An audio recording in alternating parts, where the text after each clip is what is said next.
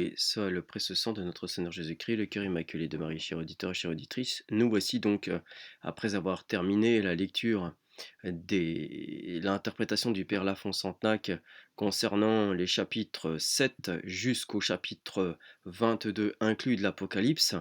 Nous voici donc au chapitre premier, comme je vous l'avais dit. J'ai lu en fait le plus urgent pour nous à notre époque, c'est-à-dire le sixième âge. Nous allons maintenant explorer ces premiers chapitres, et vous allez voir qu'il y a des liens quand même avec les chapitres qui ont déjà été lus et interprétés. Dans ce chapitre premier, préambule des visions, tableau analytique, l'Apocalypse est une révélation faite à Saint Jean touchant le règne de Jésus-Christ sur la terre. Observation préliminaire. Le premier chapitre est une préface plutôt qu'une prophétie. Saint Jean commence par indiquer le titre de son livre. C'est l'Apocalypse, ou, en d'autres termes, la révélation de Jésus-Christ. Et cette révélation précieuse, Dieu l'a donnée dans le dessein de faire connaître à ses serviteurs les choses qui doivent arriver à partir du premier avènement du Christ jusqu'à la fin du monde. Et pour faire aux hommes cette révélation plus grande que toutes celles qui avaient été faites jusqu'alors, Dieu envoie son ange, Per Angelum Sum, et il l'envoie à l'homme que le Seigneur a aimé le plus et qui a toujours gardé le titre de disciple bien-aimé. Et cette faveur n'a été accordée même aux disciples bien-aimés que lorsqu'il eut rendu témoignage à Jésus-Christ. Après avoir subi l'épreuve de l'huile bouillante, Saint Jean fut envoyé dans l'île de Patmos, et c'est là, dans son exil, que Dieu lui révéla les secrets de l'avenir.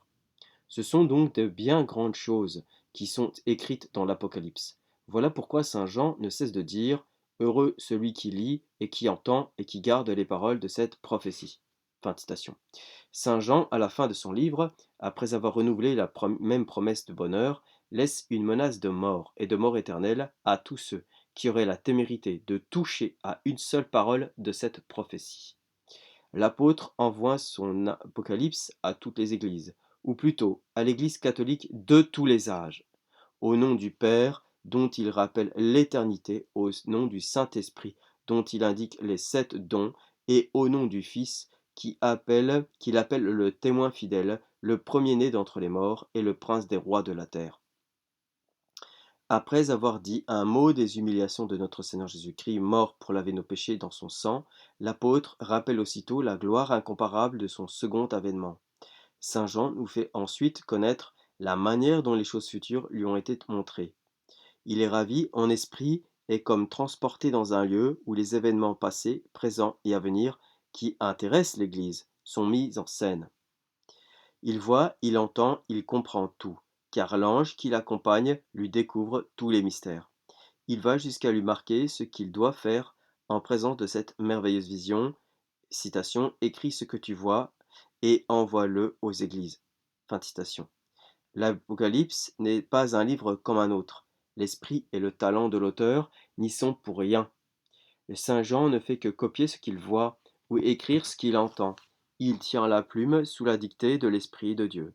De là cette beauté, cette richesse incomparable de l'Apocalypse. L'Apocalypse est la perle des Écritures saintes et la clé de toutes les prophéties.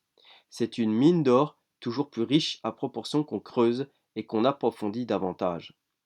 Ceux même qui ne le comprennent pas éprouvent, à la lecture et à la méditation de ce livre céleste, un charme mystérieux. L'âme pieuse y retrouve l'ivresse des saints aux noces de l'agneau. L'Apocalypse étant la merveilleuse épopée de l'Église, traversant les âges, sous la conduite du Seigneur, l'exposition en devant être un tableau représentant Jésus et son Église. Ce tableau précède, en effet, toutes les visions. C'est le tableau des 7 chandeliers d'or, au milieu desquels paraît quelqu'un semblable au Fils de l'homme, qui porte sa main droite 7 étoiles, représentant les ministres de l'Église, qui fait le sujet de l'Apocalypse. J'ouvre une parenthèse, juste un lien. Je vous renvoie donc à écouter et à revoir la vidéo, les vidéos concernant l'Apocalypse et de foi et, et le plan de l'Apocalypse. Explication. La révélation de Jésus-Christ que Dieu lui a donnée pour découvrir à ses serviteurs les choses qui doivent arriver bientôt, et il a manifesté en envoyant son ange à Jean son serviteur, qui a rendu témoignage à la parole de Dieu et à tout ce qu'il a vu de Jésus-Christ. Fin des versets 1 et 2. Saint Jean appelle son livre Apocalypse, c'est-à-dire révélation. Révélation faite par Jésus-Christ, et mieux encore, révélation de Jésus-Christ dans le sens de manifestation. Comme nous lisons dans Saint Paul aux Galates, chapitre 1, verset 15-16, Cum autem placuit, etc. Lorsqu'il a plu à Dieu, qui m'a choisi dès le ventre de ma mère, et qui m'a appelé par sa grâce de me révéler, c'est-à-dire de me faire connaître, son Fils, afin que je le prêchasse parmi les nations. Et aux Éphésiens 1, 17, citation, afin que Dieu, le Dieu de notre Seigneur Jésus-Christ, le Père de gloire, vous donne l'esprit de sagesse et de révélation pour le connaître de plus en plus. Et dans Saint Pierre, citation, afin que votre foi, si éprouvée, étant beaucoup plus précieuse que l'or qui est éprouvé par le feu, se trouve digne de louange, d'honneur et de gloire à la révélation, c'est-à-dire la manifestation de Jésus-Christ. Fin de citation. Cette interprétation nous paraît plus conforme au sens général du livre, qui est l'histoire de l'Église ou de la manifestation de Jésus-Christ sur la terre. Verset 3, citation, Heureux celui qui lit et écoute les paroles de cette prophétie et qui garde les choses et qui sont écrites, car le temps est proche. Fin de citation. Heureux celui qui lit et écoute les paroles de cette prophétie. Lachet-Tardy a traduit et qui entend. Nous préférons cette traduction. Elle fait mieux comprendre en quoi consiste le bonheur promis dans ce passage. Heureux celui qui lit et qui a le bonheur d'entendre ce qu'il lit, de comprendre la prophétie. Les paroles qui suivent donnent raison à cette manière d'interpréter dans ce verset. Voici ces paroles, et qui gardent les choses et qui sont écrites. Comme on dit qu'il faut garder les commandements, c'est-à-dire qu'il faut les observer. Or, comment garder, dans ce sens, ce qu'on ne comprendrait pas? Voici donc le véritable sens du troisième verset. Heureux celui qui lit, qui comprend et qui garde les choses écrites dans ce livre prophétique. Les hommes doivent un jour comprendre les prophéties de l'Apocalypse. Le mot Apocalypse, dérivé du grec, signifie révélation. Or, si ce livre ne devait jamais être interprété, il porterait, dit Veuilleret, un titre qui l'aurait fait immédiatement exclure du code sacré. Citation de Holzhauser, pardon. Beaucoup de gens ont cru et croient encore que ce livre sacré ne sera jamais expliqué en raison du style énigmatique et figuré dans lequel il est écrit. Mais c'est là une erreur, aussi absurde qu'il est absurde de croire que Dieu ait voulu parler aux hommes pour ne jamais être compris. Fin de citation. Verset 4. Jean aux 7 églises qui sont en Asie. La grâce et la paix soient avec vous, de la part de celui qui est, qui était et qui doit venir, et de la part des 7 esprits qui sont devant son trône. Fin de citation. Les 7 églises d'Asie, dont le nom desquelles il trouve beaucoup de mystères, représentent, selon Primèse, l'Église une et universelle, selon la propriété du nombre 7, dit de Beauvais. Et Holzhauser nous dit le nombre 7 représente parfaitement l'universalité de toutes les églises. Fin de citation. Nous ne croyons pas qu'il soit possible de s'écarter de ce sentiment. Les 7 esprits dont il est parlé dans ce verset représentent les 7 dons du Saint-Esprit selon les uns. Isaïe 11, comme il le dit, Isaïe 11, 2, 7 anges selon les autres. Citation, je vis les 7 anges qui sont debout devant la face de Dieu. C'est dans l'Apocalypse 8. On lit aussi dans Tobie, chapitre 12, je suis Raphaël, un des 7 anges qui sont debout devant le Seigneur. Fin de citation. Nous croyons qu'en tout cas, il faut voir dans ce passage l'Esprit de Dieu éclairant l'Église dans les 7 anges de son existence sur la terre. Versets 5 et 6. Et de la part de Jésus-Christ, qui est le témoin fidèle, le premier-né d'entre les morts, et le prince des rois de la terre, qui nous a aimés et nous a lavés de nos péchés dans son sang. Il nous a fait le royaume des prêtres et les prêtres de Dieu et de son Père. À lui soit la gloire et l'empire dans les siècles des siècles. Amen. Fin de citation des versets 5 et 6. C'est de ce témoin fidèle, de ce premier-né d'entre les morts, de ce prince des rois de la terre, qui est mort pour nous, de Jésus-Christ, enfin et de son Église sur la terre qu'il sera question dans tout ce livre. Et lorsque les temps de son règne seront accomplis, il viendra avec les nuées pour juger le monde, comme on le voit dans le verset suivant, verset 7. Il viendra avec les nuées, et tout œil le verra, et même ceux qui l'ont percé, et toutes les tribus de la terre, en le voyant, se frapperont la poitrine, certainement. Amen. Et verset 8, je suis l'alpha et l'oméga, le commencement et la fin, dit le Seigneur, qui est, qui était et qui doit venir. le Tout-Puissant. Fin de citation du verset 8. Jésus-Christ est l'alpha et l'oméga de cette prophétie. Ceux qui n'y voient que la chute de Rome sont dans une grande erreur, comme il sera démontré. Versets 9, 10, 11. Moi, Jean, votre frère, qui est part à la tribulation et au règne et à la patience de Jésus-Christ, j'ai été dans l'île nommée Patmos pour la parole de Dieu et pour le témoignage que j'ai rendu à Jésus.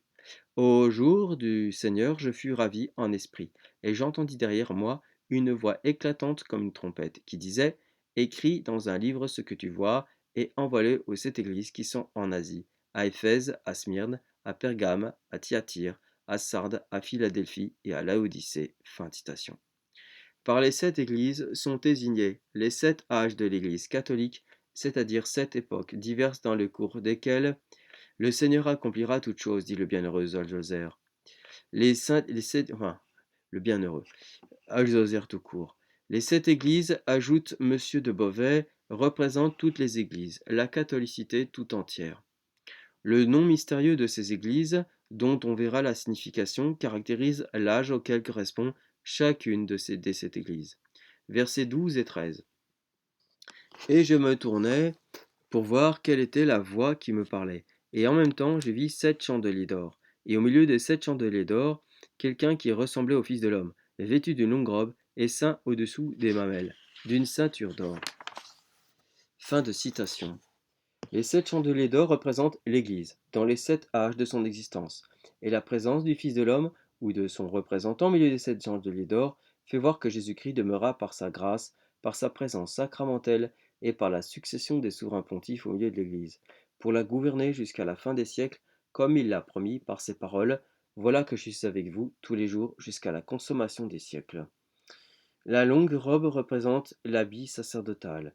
L'Église, dit Bossuet, interprète cette ceinture d'or de la troupe des saints dont Jésus-Christ est environné et comme saint. Fin de citation. La justice, avait dit Isaïe, sera la ceinture de ses reins. Chapitre 11, verset 5. Verset 14. Sa tête et ses cheveux étaient blancs comme de la laine blanche et comme de la neige, et ses yeux paraissaient comme une flamme de feu. Fin de citation. Ainsi paraît l'ancien des jours dans Daniel, dit Bossuet. Saint Jean exprime que le Fils est coéternel à son Père.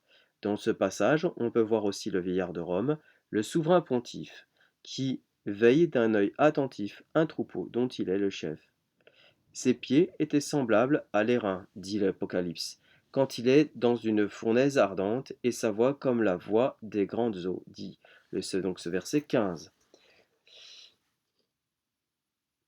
Bossuet nous dit: les pieds de Jésus-Christ signifient encore son avènement. Qui sont beaux les pieds de ceux qui évangélisent la paix, de ceux qui évangélisent les vrais biens, dit Isaïe, verset 52, et chapitre 2, verset 7, et Romains, chapitre 10, verset 15. Ces paroles et sa voix comme la voix des grandes eaux signifient, selon Althusser, l'efficacité du verbe dans la prédication. La voix des grandes eaux est la voix des grands peuples qui ont proclamé l'empire de Jésus-Christ et célébré son nom. Car les eaux sont les peuples, les nations et des langues. Dit l'Apocalypse 17,15. Verset 16. Il avait 7 étoiles en sa main droite, de sa bouche sortait une épée à 2 tranchants, et son visage était aussi lumineux que le soleil dans sa force. Fin de citation. Ces 7 étoiles signifient l'universalité des évêques, dit Althusser. Elles signifient tous les ministres de l'Église pendant les 7 âges. Ils sont dans la main droite de Jésus-Christ pour montrer qu'ils sont placés dans sa puissante protection. On peut voir également dans cette figure l'autorité du souverain pontife sur toute l'Église. De sa bouche sortait une épée à 2 tranchants. C'est la parole, dit Bossuet. Selon Victorien, le glaive à 2 tranchants figure également la parole de Dieu qui est une, mais qui s'est fait entendre dans le monde d'abord par la loi de Moïse et ensuite par l'Évangile. Les 2 tranchants représentent donc l'Ancien et le Nouveau Testament. Ils ont également un rapport avec le pouvoir de lier, de délier et avec les clés de l'Église. C'est donc avec raison qu'on appelle un glaive ce pouvoir de l'Église catholique de prononcer l'anathème et l'excommunication. La parole de Dieu, dit saint Paul, est plus pénétrante qu'une épée à 2 tranchants. Avant saint Paul, Isaïe avait dit: il frappa la terre avec le glaive de sa bouche. Dans Isaïe 11, 4, 49, 2, Hébreux 4, et qu'il y a plein de références, hein. Et son visage était aussi lumineux que le soleil dans sa force. C'est ainsi qu'il se montra sur le Tabor, où son visage devint éclatant comme le soleil, comme dit Matthieu en chapitre 17, 2. C'est donc de Jésus-Christ, ou de son représentant sur la terre, qu'il faut entendre ce qu'il est dit du soleil dans l'Apocalypse. Le chef de l'Église est comparé à l'astre du jour qui dissipe les ténèbres et réchauffe le monde. Versets 17 et 18. Et lorsque je le vis, je tombai à ses pieds comme mort. Il mit la main droite sur moi, disant, ne crains point, je suis le premier et le dernier. Celui qui vit, j'ai été mort, mais je suis vivant dans les siècles des siècles, et j'ai les clés de la mort et de l'enfer. Identité des caractères du souverain pontife et de notre Seigneur Jésus-Christ. Ce personnage est à la fois et notre Seigneur Jésus-Christ, qui est le premier, et le souverain pontife, qui s'intitule le serviteur des serviteurs de Dieu. Et il se met ainsi au dernier rang. Le verset 17 marque l'identité que notre Seigneur Jésus-Christ a voulu établir entre sa personne divine et celle de son vicaire. Selon Bossuet, c'est une qualité manifestement divine que Jésus-Christ s'attribue dans ce passage. La mort dont il est parlé dans ces versets, et dont l'enfer est la suite et la conséquence rigoureuse, ne peut être que la mort dans le péché. Ce qui le prouve, c'est que les mêmes clés sont les clés de cette mort et de l'enfer. C'est donc cette mort qui était vaincue. Elle régnait sur le monde avant la venue du Rédempteur, mais le Fils de Dieu a brisé ses portes d'airain et a mis en liberté les âmes qu'elle tenait captives. Voilà de quelle mort les clés ont été remises à l'Église dans la personne de Pierre et de ses successeurs. Verset 19. Écris donc ces choses que tu as vues, celles qui sont et celles qui doivent arriver ensuite. Fin de citation. Écrit l'histoire de l'Église depuis le premier jusqu'au second avènement du Christ, nous dit le Père Lafont. Verset 20. Voici le mystère des 7 étoiles que tu as vues dans la main droite et des 7 chandeliers d'or. Les 7 étoiles dont les 7 anges des 7 églises et les 7 chandeliers sont les 7 églises. Fin de citation de ce verset. Les ministres de l'Église sont comparés à des étoiles parce qu'ils sont la lumière du monde. Selon cette parole, vous êtes la lumière du monde. Matthieu 5, 14. Les 7 églises représentent l'Église catholique dans les 7 âges de son existence sur la terre. Donc s'il y a cette Église, c'est donc qu'il y a 7 âges. Contrairement à ce que dit le père du Clos de le père de la Clorivière, qui lui dit qu'il n'y a que 5 âges dans son sommaire. Eh ben non, et non, et non. Voilà. Gloria natissimis Deo et intera pax omnibus bone voluntatis.